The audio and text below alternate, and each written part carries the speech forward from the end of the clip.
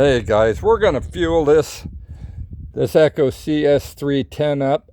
I haven't fueled it since I bought it, really. I mean, or I shouldn't say that. I put a little in it when I bought it, I think, but I noticed that it doesn't use much fuel. And I've probably cut an hour or so with it doing videos, maybe a little more than that, and it hadn't burned any fuel to amount to anything, so I don't want to be cutting with it and run out of fuel. So I'm going to go ahead and do this now. And then we're going to go over and start this WD. But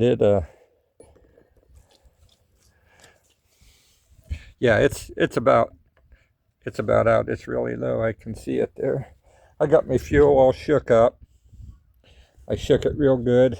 And this tank is small. I mean, I don't know what it holds, but the last time I did add fuel to it, right after I brought it home, I overflowed it. I guess I used to fill in a larger saw, you know.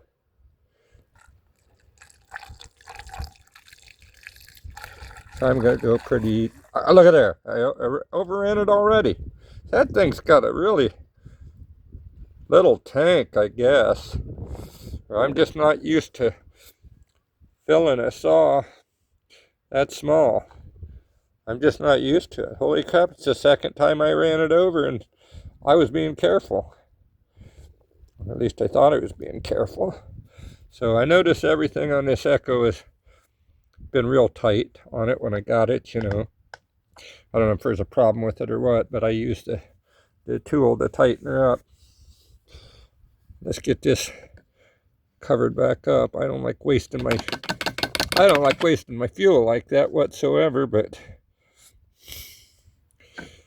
it is what it is. I use ethanol-free gas in all my small equipment.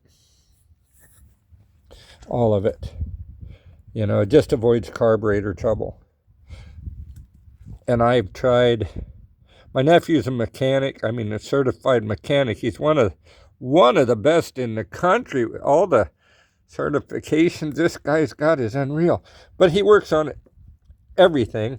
But he's got a motorcycle shop at Marion, Ohio. Robert Cycle, I'll give him a plug there.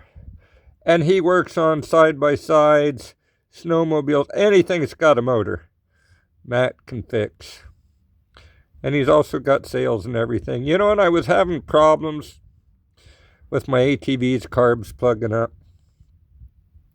And I told him about it, you know, and I had been running, you know, fuel cleaners in it using the regular unleaded gas. I'd been running cleaners in it and so on. And they were still plugging up the carbs.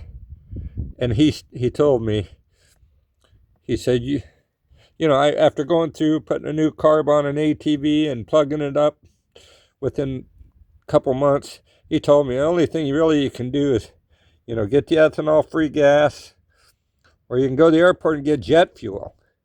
And he said, you ain't never heard of a jet dropping out of the air because of bad fuel, have you? You know, not very often that I can think of. So I don't buy the jet fuel at the airport, but I go and I buy ethanol-free gas, and it works.